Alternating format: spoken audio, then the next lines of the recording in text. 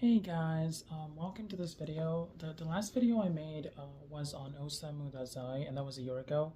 And in that video, I remember I said that I was gonna make a lot more videos and stuff, but I just haven't gotten around to it because I've just been really busy with school. But now it is summer, and I finally decided to make a video on a book that I've been reading. So I've actually read through a lot of novels lately. I read through The Joke by Milan Kundera. I read through some Voltaire short stories, which I thought were kind of mediocre. I read through Nadia by Andre Breton, which if I'm going to make a review on that book, I feel like I have to reread it because otherwise I'll just get everything wrong. And even though I gave it 5 stars at the time, and I think I wrote a review saying every sentence in Nadia feels like a plane cruising towards the horizon of an eternal summer sky. And even though I think that's a very beautiful description, obviously we need more from like a YouTube video. So I think once I finish this, I will reread Nadia and review it because I do love it, and there's a new translation coming out. So if you guys read through Nadia when when the well, maybe not the original, but I guess a few years ago, and you want to reread it, maybe the new translation is a way to go. Although I do like the original translation a lot. I only speak a little bit of French, and yeah, I don't think I could read Nadia in French. So, but the translation is fine. But anyway, so what's this video about? Well, it's about Gravity's Rainbow, and of course the title, it says some amateurish reflections on Gravity's Rainbow. Well, the thing is, I haven't finished it. I haven't read any criticism, and I know that this book has so many books written about it. And I know that the ideas contained in this are profound and beautiful and satirical, and they're very important, and there's a lot there. And obviously, I have not reviewed enough books to present this in the best possible way, so I might stumble over quite a bit. But from what I know, I would like to talk about it because I've been reading this, and currently I'm on page 370.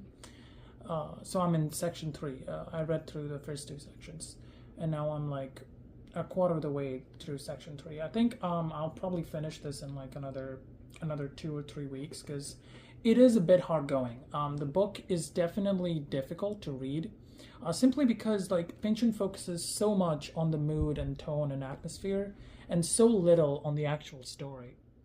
The plot is insane. For those of you who don't know, the initial hook of the story, the plot, and the plot that anyone, if you go on Wikipedia, and anyone else that has read the book will tell you, is Tyrone Slothrop, I hope I'm pronouncing that right, is an American lieutenant, and he's posted to Britain during the Blitz towards the end of World War II. And Slothrop is meant to... so what's happening is anytime Slothrop has sex with a woman, that is where the next bomb, the next rocket drops. And so he has this whole map with little dots, in gold and green and purple. And there's a guy called Pirate Prentice, I think it's definitely Pirate Prentice, or maybe it's Steady Bloat. Well, there's a lot of characters.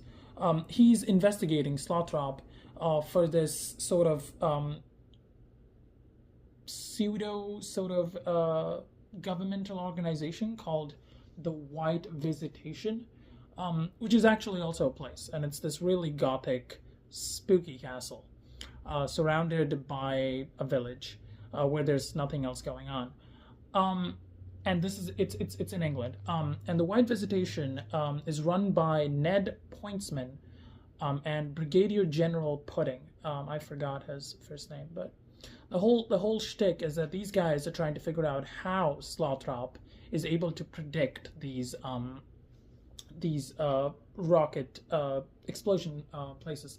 Well, and so what's happening is Ned Pointsman is he believes him to be a protege of Ivan Pavlov, And Ivan Pavlov was this Russian pseudoscientist who did a lot of experiments on dogs and the way saliva works when we are stimulated. So Ivan Pavlov had some very interesting ideas, but one of them is the ultra paradoxical phase. So essentially, the way conditioning works, Pavlovian conditioning, is you start with just a normal phase. For example, let's say when you give a dog a piece of meat, his mouth is likely to water. Well, when you take away the piece of meat, he's likely to, bang on the glass because he wants the piece of meat. Well, with what Ned Pointsman is doing is he's experimenting on dogs. And so there's a point where he's gotten them to the paradoxical phase, where if you show them the meat, they turn away. But when you take away the meat, they come towards you. And then he reaches the ultra paradoxical phase, where it doesn't matter what you do, no kind of stimuli really changes the reaction, and the reaction is always dull. The heart simply stops reacting to anything. The heartbeat does not increase, does not decrease. Well, that's what Ned Pointsman is into, and he believes Slothrop has some kind of ability to predict where this rocket is going to fall because he's been conditioned as a child, and Slothrop has been experimented on as a child, kind of. And that's what he actually ends up investigating in part 3. Well, part 1 is just really hooky, and the writing is utterly beautiful. Every single passage just has so much mood and atmosphere to it, and I love it. And there are so many beautiful reflections on the nature of reality, and more especially on the war. And Pynchon, or at least the character whose perspective we follow, because in this book there's no explicit POV most of the time. Characters and will switch. The writer will switch the character's POV in the middle of a sentence. So you really have to be careful on who's talking. And even though it might look like sometimes the writer himself is talking, that might not be so, because Pynchon is just very relaxed about it. He's not trying to make any grand proclamations, so you will often find really contradicting ideas, and they're all very well justified. The one that I liked the most, the one that I remembered and read so many times, is about war, where he says that the real nature of war is just buying and selling. Everything else, the killing, they're there to fill the history books, and that's why they're entrusted to non-professionals, as in the people who were conscripted during World War II. And there's quite a bit there, and I don't want to spoil it for anybody because it is such a powerful passage, the way it leads into that. So far I am really enjoying the book.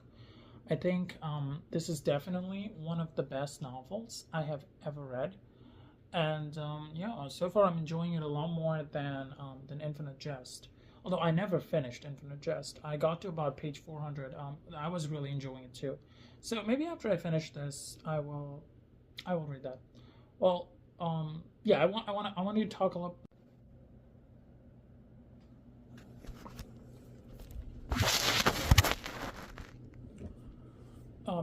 Because I have not finished the book, and because this is I don't know if anybody wants to listen to 20 minutes of me ranting about all the things I love in this. So I will definitely make a more structured, more written, I'll write it first, and then properly review it in the way it deserves to be reviewed after I finish this. But I'm definitely gonna make more videos on literature. The one thing that gets traffic the most is whenever you make a video recommending books. So I'm gonna do that next, probably. Yeah. Well, hopefully you guys have a great day, and I hope you enjoyed this little bit of ranting. But yeah, I'll definitely make more structured videos. I just gotta put effort into it. Thank you for watching, and have a great day.